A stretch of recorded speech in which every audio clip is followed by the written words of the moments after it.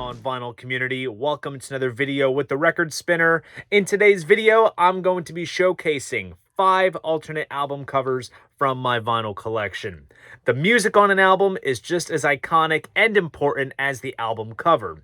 While some covers are sort of cemented in our consciousness as being iconic, there are some cases where the artwork may differ depending on the country of origin, and in turn, these types of variants can be fun to collect, whether it's down to personal preference or a case of OCD when it comes to collecting. I can relate to the latter on that one.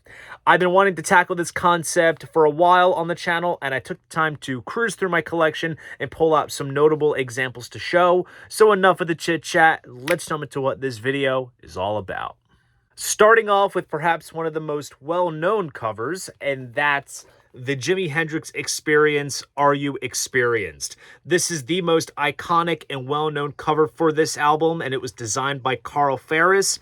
It is visually stimulating with its bright yellow background, trippy purple lettering, and a photo of the group shot with a fisheye camera lens at Kew Gardens, utilizing a technique made by Ferris involving reversing color and infrared signatures. When Reprise jumped at the opportunity of releasing this album in the US, Hendrix was able to get the album cover he wanted, as opposed to the cover featured on the UK track pressing. The UK cover has Hendrix wearing a cape and a Dracula-style pose with Noel Redding and Mitch Mitchell underneath.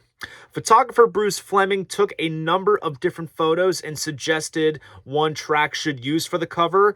Instead, once the album came out, he realized that track chose a different photo that wasn't as conveying as what was originally intended. And I have to agree.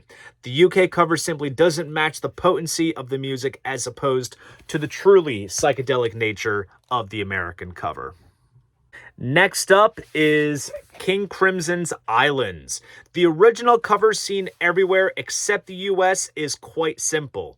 It depicts the Trifid Nebula in Sagittarius. Now, in the US, we got a jacket designed by Peter Sinfield, who was King Crimson's lyric writer and album designer, and Islands was also his last one with the band. And what we have here is a sort of off-white base with these sort of tie-dye islands scattered across the front and back. You open up the gatefold and you have the lyrics along with a photo collage that's sort of blotched together to look like an island of sorts. Now, that design wasn't too unknown since it was featured as a fold-out lyric insert with vinyl pressings everywhere else in the world. Now, I do have to say, I love the spacey nature of the UK album cover, and it is regarded everywhere now as the album's de facto cover, but the fact that there are literally islands on the US cover kind of gives it some extra points in my book. At this point on, we are going to dig a little deeper. These alternate covers aren't universally well known, but if you're a collector, then you very well may be in the loop. Next up is an obviously well-known album and one that has an alternate cover that not the casual listener would know about, and that is Led Zeppelin II. We all have familiarized ourselves with the original cover, which was designed by David Juniper, who was one of Jimmy Page's friends. The cover parodies a photo of the Jasta 11 division of the German Air Force during World War I. Juniper replaced 4 of the flyers' heads with those of the band. One head was changed to feature actress Delphine Seyrigg's head, and he also drew facial hair and sunglasses to some of the flyers who were left intact from the original photo. Now, let's talk about this Turkish pressing. Now, the story goes is that one of the managers of the Turkish division of Atlantic didn't like the artwork, so he commissioned artist Betul Alti, who had designed the cover for Iron Butterflies Inagata Davida and was an employee for the Turkish label Melody Records, to create a new cover, which Atlantic executive Ahmet Erdogan approved to be printed and used only in Turkey. Now, here is a fun Easter egg. The back cover has a band photo, which certainly dates back to around the time of the first album. If you examine this photo and you look to the cover of Led Zeppelin II, you'll realize that David Juniper used this exact photo to superimpose the heads of Zeppelin onto those of the flyers. Next up is another oddity similar to the Led Zeppelin II example, and that's The Piper at the Gates of Dawn by Pink Floyd. The iconic cover was shot by photographer Vic Singh using a prism lens that was lent to him by George Harrison to give the impression of an LSD trip. Side note, it's funny how prisms work themselves into the Floyd's work this early, long before Dark Side of the Moon.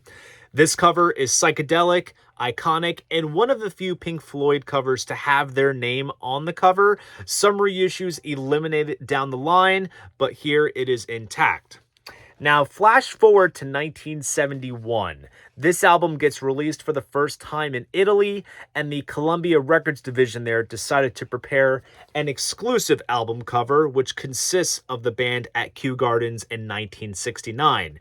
This is almost comical because Syd Barrett was in the band during this early phase of the Floyd's history, and here you have David Gilmour up front and center. So it kind of goes to show that the earwigs at Columbia in Italy didn't have the slightest clue of the personnel change.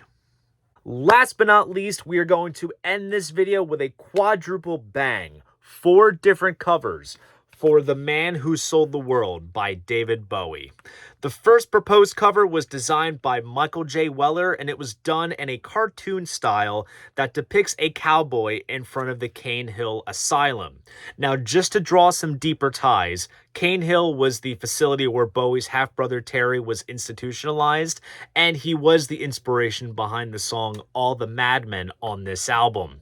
The fact that the cowboy on the cover is holding a rifle and is wearing an exploding hat is a tie to the lyrics of the track Running Gun Blues. Once this cover was done, Bowie reconsidered the idea for the cover, and photographer Keith McMillan was enlisted to shoot some photos of Bowie at his Haddon Hall residence, laying on a chaise and wearing a dress. Now, as you can tell between his long hair and the dress, he was starting to come on to the sort of androgynous look that he would fully flesh out in the years to come with Ziggy Stardust. Now, Bowie was insistent on this being the cover, to which he succeeded within the UK, but in the US, it was rejected and the Weller's cartoon cover was used, much to Bowie's disapproval. Now, what's interesting to point out is that America was the first to get this album when it came out in November 1970, and then it got a proper UK release in April 1971. Then we have this cover, which was only issued in Germany in 1971, that has a sort of hybrid creature with Bowie's face as the head and a hand as the body preparing to flick the earth away. Now, what's super cool about this artwork is that it opens up as a die-cut 3-fold flyout sleeve to form a giant circle, the width of a circle perhaps. Super cool design. And then once Bowie got signed to RCA, this album was reissued in 1972 with a black and white Ziggy era photo. And just to tie it all in, the album was originally titled Metrobolist, which Mercury changed to The Man Who Sold the World.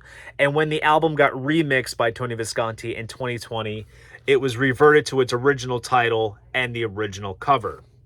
Now, honestly, I think the UK dress cover is striking and more vital when it comes to the visual evolution of Bowie's ever-changing artistry, but I do have to give the cartoon cover its props for making visual mentions of the songs on the album.